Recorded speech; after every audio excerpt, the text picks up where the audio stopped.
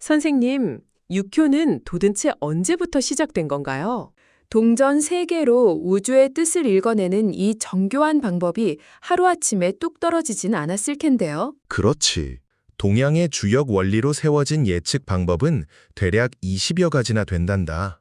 육효는 그 수많은 방법 중 하나지만 가장 독자적이고 이론이 완벽하게 갖춰진 학문이지. 그 근원을 거슬러 올라가면 2000년 전 한 나라, 시대의 위대한 역학자, 경방이 세운 경방역에 닿게 된단다. 경방은 우주의 변화를 인간의 관계에 빗대어 육친이라는 개념을 역학에 처음으로 명확히 제기한 인물이지. 2000년 전이요? 그럼 그 전에는 이런 예측법이 아예 없었던 건가요? 아니란다. 고고학 발굴을 통해 전국 시대에 유김전반이라는 유물이 출토되었지. 유김전반이란 하늘의 별자리와 시간의 흐름을 본떠 만든 고대의 정밀한 점술 도구란다. 이를 통해 대유김이라는 더 오래된 예측 체계 속에도 이미 육친의 개념이 존재했음이 증명되었어. 이는 육효의 진정한 뿌리 없이 전국 시대까지 거슬러 올라간다는 것을 시사하지. 육효는 기본적으로 우주를 구성하는 8궤의 기초 위에서 서서히 발전한 것이란다. 여기에 음양오행과 시간을 나타내는 간지를 8궤 안에 절묘하게 결합시켰지. 덕분에 사물의 길흉과 성패를 입체적으로 분석할 수 있게 된 거야. 초기에는 이 예측법을 납갑서법이라고 불렀단다. 납갑이란 8개의 궤에 시간과 우주의 흐름을 나타내는 천간과 지지를 덧입힌다는 뜻이지. 즉, 육효의 옛 이름이야. 하지만 초창기의 체계가 처음부터 완벽했던 것은 아니었어. 초창기 학자들은 사물의 길흉을 판단할 때 오행의 흐름만으로는 한계를 느껴서 효사에 크게 의존해야만 했거든. 효사란 수천 년 전 쓰인 주역 원본의 각 줄마다 적힌 은유적이고 철학적인 글귀를 말한단다. 아, 효사라면 주역 책에 나오는 비유적인 시나 철학적인 문장들을 말씀하시는 거군요. 확실히 그런 옛날 글귀만으로는 현대의 구체적인 사건, 날짜나 득실을 딱 집어내기엔 무리가 있었겠어요. 정확한 지적이다.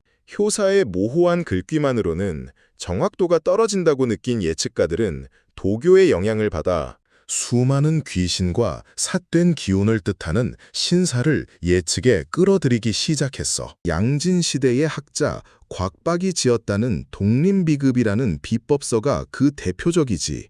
오행의 순수한 자연 논리 대신 신이나 악마 같은 눈에 보이지 않는 초자연적인 힘을 부여해서 억지로 사건을 꿰맞추려 한 거야. 하지만 무분별한 신살의 등장은 육효를 발전시키기는커녕 맑은 본질을 가리고 예측수를 극심한 혼란으로 빠뜨리고 말았단다. 소수만 독점하던 그 복잡하고 어지러운 이론들이 어떻게 지금처럼 명쾌한 공식으로 대중들에게 퍼질 수 있었던 건가요? 송나라 시대에 이르러 마이도인이라는 인물이 화조림이라는 책을 세상에 내놓았지. 왕실이나 귀족들만 알던 복잡한 점수를 평범한 백성들도 동전 3개만 있으면 쉽게 길흉을 점칠 수 있도록 혁명적으로 대중화시킨 실용서란다. 이때부터 육효가 민간에 널리 퍼지게 된 거지. 오늘날 흔히 쓰이는 동전점법을 옛날에 화주림법이라고 불렀던 이유도 바로 이 위대한 책 이름에서 유래한 것이지.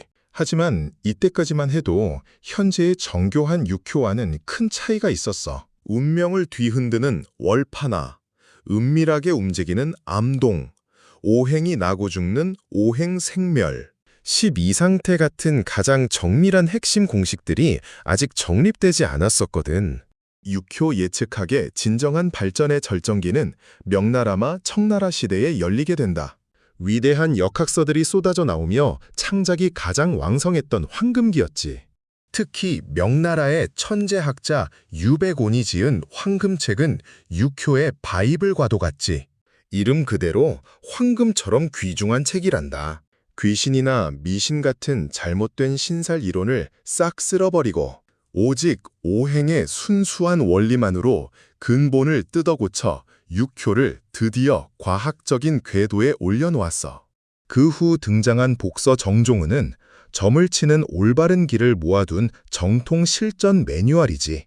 딱딱했던 황금책에 친절한 주석을 달고 사람의 복잡한 심리와 실전 사례까지 완벽하게 보완해서 대중들이 이 예측법을 훨씬 쉽고 정확하게 파악할 수 있게 만들었단다.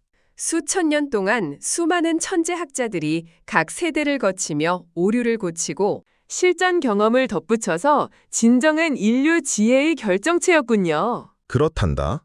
하지만 고서의 이론이 모두 맞는 건 아니며 책에 적히지 않고 구전의 형태로 민간에 숨겨진 정수들도 수없이 많아. 나 역시 무수한 실전 상담을 통해 책에 없는 법칙들을 뼈저리게 발견해냈지. 학문은 끝이 없단다. 우리는 역사의 발자취를 존중하되 시대에 맞지 않는 찌꺼기는 과감히 버리고 진정한 정수만을 현대의 삶에 녹여내야 해. 그렇게 이 오래된 지혜를 유용한 것으로 살려내어 사람들을 돕는 것, 그것이 우리의 몫이지. 구독, 좋아요 꼭 부탁드립니다.